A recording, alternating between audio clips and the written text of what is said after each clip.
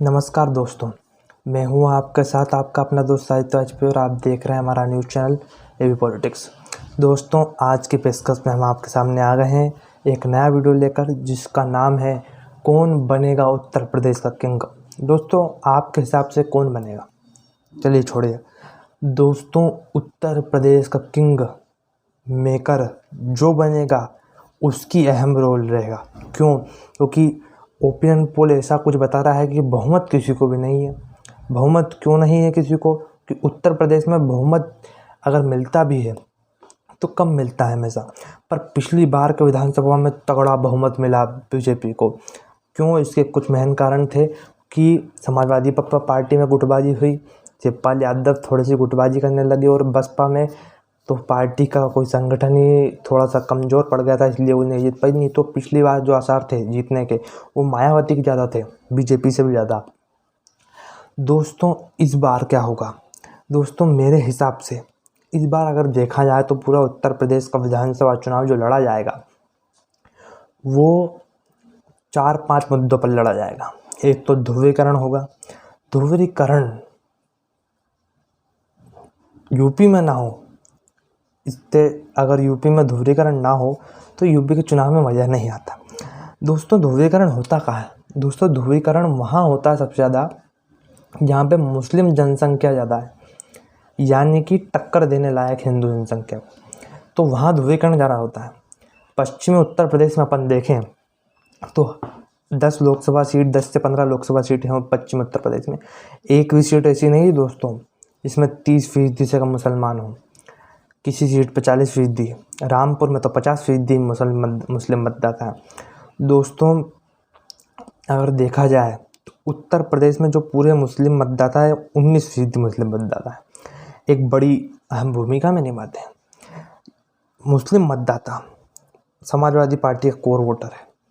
Samajwadi party का एक और कोर वोटर है यादव, क्योंकि अखिलेश यादव, मुलायम सिंह यादव जो कि यादव जाति से आते हैं तो उनका कोर वोटर होना लाजमी है। और बसपा का जो कोर वोटर है जाटव समुदाय, वो बसपा को बढ़ चढ़ कर वोट करता है। पर इस बार थोड़ा सा जाटव समुदाय जो है वो इस बार मायावती से थोड़ा सा खिसक सकता है। क्यों खिसक सकता है दोस्तों? इसका क्या कारण है कि जाटव समुदाय मायावती से नाराज चल रहा है? दोस्तों, नाराजगी की कोई वजह नहीं, पर युवा जाटव नेता चंद्रशेखर आज़ाद रावण के राजनीति में प्रवेश करने से मायावती का जो राजनीतिक करियर है उसमें थोड़ा अल्प विराम लग सकता है। क्योंकि चंद्रशेखर आज़ाद रावण ने जो अपनी छवि बनाई है खासकर युवा मतदाताओं में, वो बड़ी काबिले तारीफ़ है। दोस्तों, हम देखें तो उनके चंद्रशेखर आज़ाद रावण के एक कहने पर सभी जाटव युवा जो कि उत्तर प्रदेश के पश्चिमी क्षेत्र में रहते थे वो उनके कहने पर दिल्ली पहुंच गए। उन्होंने कई ऐसे आंदोलनों में भाग लिया जैसे कि किसान आंदोलन हो गया। उन्होंने औरंगाबाद में प्रचार करा। उन्होंने भी जो असदुद्दीन ओवैसी का नारा था जय भीम, उस पर काम करा। उन्होंने एक और नारा दिया 85 छोड़ 85 जोड़ 15 छोड़ 85 जोड़, यानी कि 15% जो जनरल है उनको छोड़ के 85 जोड़ने की बात करी।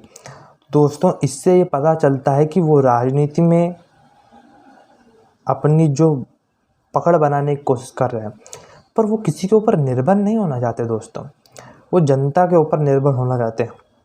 उनका कहना ये है, उनका ये सिंपल कहना है कि हम ना तो बीजेपी का समर्थन करेंगे, ना बसपा का समर्थन करेंगे, ना कांग्रेस का समर्थन करेंगे, ना ही समाजवादी पार्टी का समर्थन करेंगे।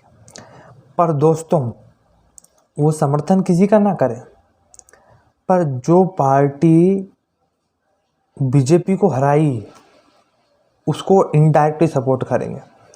जैसे कि कुछ प्रदेशों में होता आया है, जैसे कि दिल्ली में हुआ था। बीजेपी का मुख्यमंत्री बनने से रोकने के लिए कांग्रेस ने आम आदमी पार्टी को बहुमत दे दिया था, उनके साथ हो गई थी। इसलिए आम आदमी पार्टी की सरकार 1 साल चली, 1.5 साल चली, फिर से चुनाव हुए दिल्ली में। दोस्तों, ऐसी सरकार ज़्यादा टिकती नहीं है, तो इस पर बात करने का कोई मसला नहीं है। दोस्तों, उत्तर प्रदेश में देखा जाए तो इस बार का उत्तर प्रदेश का जो विधानसभा चुनाव होगा वो बड़ा ही रोचक होने वाला है। दोस्तों, क्यों रोचक होने वाला है इस बार उत्तर प्रदेश का विधानसभा चुनाव? दोस्तों इस बार का जो चुनाव होगा वो मेनली बीजेपी के लिए बहुत इम्पोर्टेंट होने वाला है और समाजवादी पार्टी के लिए। अगर समाजवादी पार्टी इस बार का चुनाव हार जाती है तो अखिलेश यादव के ऊपर कई सारे सवाल उठेंगे। क्यों? क्योंकि वो पार्टी के नेता हैं, उन्होंने मुलायम सिंह के बातचीत नहीं करी इस बात में, शिवपाल यादव उनकी वजह से चले गए, तो इसलिए उन पे उंगली उठाना लाजमी है। और दोस्तों दूसरी उंगली जो उठेगी किसी के ऊपर, वो किसी पार्टी के ऊपर, तो वो है मायावती जी, बसपा की। दोस्तों बसपा पिछले 2 चुनाव हार गई है और मायावती की अब उम्र भी हो गई, 61 साल की हो गई मायावती जी। अगला विधानसभा चुनाव वो लड़ तो सकती हैं, पर उनके ऊपर कोई जो पार्टी में है वो कोई उंगली उठाने वाला नहीं, क्योंकि उनका एक तरीके से बसपा पे दबदबा है बसपा में, क्योंकि वो कि वो उनके गुरु कांसीराम जी की भगत हैं, तो कोई भी उनको नहीं हरा सकता। पर वो अब राजनीति में उनके भतीजे को लाना चाह रही हैं।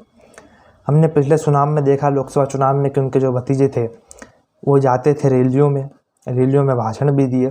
तो दोस्तों वो अब अपने भतीजे को लाना चाह रही हैं।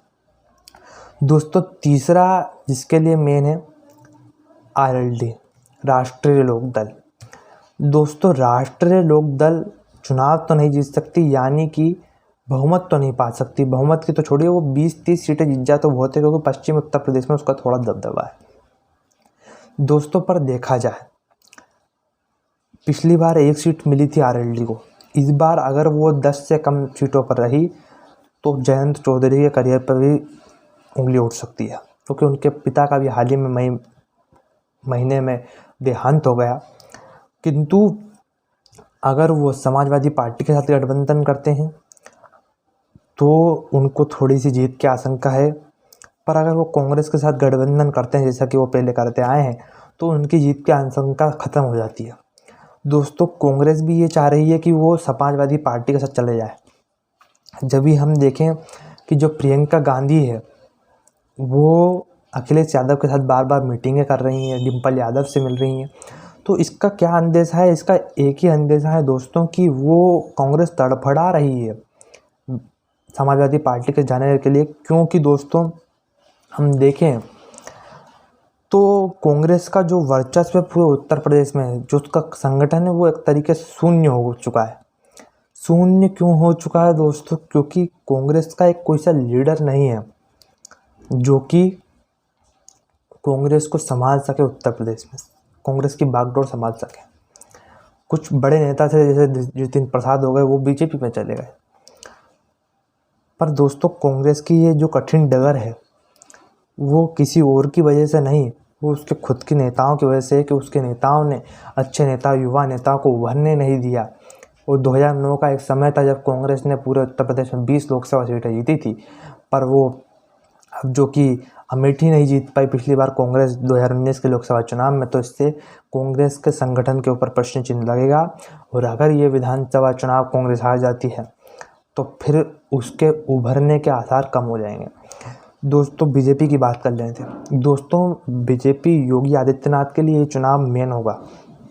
अगर वो ये चुनाव जीत जाते हैं तो ये पूरी आशंका है कि जो 2024 का लोकसभा चुनाव होगा, 2029 का लोकसभा चुनाव होगा, उसमें उनके गृह मंत्री बनने के, यानी केंद्र में जाने के बड़े आसार हो सकते हैं दोस्तों। क्योंकि बीजेपी अब उनको केंद्र में ले जाना चाहती है, क्योंकि नरेंद्र मोदी जी की भी एक उम्र हो गई है, और नरेंद्र मोदी और अमित शाह जी के बाद एक ऐसा चेहरा है योगी आदित्यनाथ, जो कि पूरी भारत में किसी भी जगह पर प्रचार करने जाए तो उनके भाषणों को सुनने के लिए जन सैलाब उमड़ पड़ता है।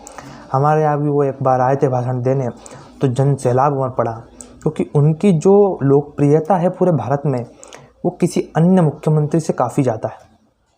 अगर ममता बनर्जी जी भी कहीं पे जाए भारत में तो वो उनकी जनसभा में इतना जनसैलाब नहीं उमड़ेगा जितना योगी आदित्यनाथ की जनसैलाब में उमड़ता है। उसका एक मेन कारण भी दोस्तों, उसका एक मेन कारण है हिंदुत्व, क्योंकि उनकी हिंदुत्व की छवि है, और जो हिंदू हैं वो हिंदुत्व को ही चाहते हैं। दोस्तों मुझे लगता है, मुझे योगी आदित्यनाथ में नरेंद्र मोदी दिखते हैं, मेरा ऐसा मानना है, क्योंकि नरेंद्र मोदी की जो एक लोकप्रियता थी पहले से 2002 के दंगों के बाद से, वो ऐसी थी कि वो अगर भारत के किसी भी प्रदेश में प्रचार करने जाएं तो वहाँ पे पार्टी जीत जाती थी। उन्होंने 2009 का लोकसभा चुनाव इसलिए नहीं लड़ा क्योंकि लाल कृष्ण आडवाणी थे और अटल बिहारी वाजपेयी भी थोड़े थोड़े सक्रिय थे, पर किंतु उन्होंने 2014 का चुनाव लड़ा और प्रचंड बहुमत से भारतीय जनता पार्टी को जितवाया, और 2019 का लोकसभा भी प्रचंड बहुमत से भारतीय जनता पार्टी को जितवाया। दोस्तों, अब अगले विधानसभा चुनाव में आने वाला रणभेरी तो बच चुकी है चुनाव की, ये बड़े बड़े नेताएं जा रहे हैं उत्तर प्रदेश में चुनाव प्रचार करने। अमित शाह भी परसों ही गए थे और उन्होंने भरपूर कर योगी जी की तारीफ़ कर दी, तो इससे ही पता चलता है कि वो योगी आदित्यनाथ से कितने खुश हैं। और उन्होंने ये भी कहा कि मैं दावे के साथ कह सकता हूँ कि योगी आदित्यनाथ ने भरपूर कर उत्तर प्रदेश में काम किया है और वो ही चुनाव जीतेंगे। दोस्तों, अब चुनाव को तो कौन जीतेगा ये तो समय ही बताएगा, पर तब तक के लिए हमारे न्यूज़ चैनल के साथ बने रहिए और देखते रहिए अच्छी न्यूज़ और कंटेंट। जय हिंद, जय भारत। आपसे आज्ञा लेता हूँ।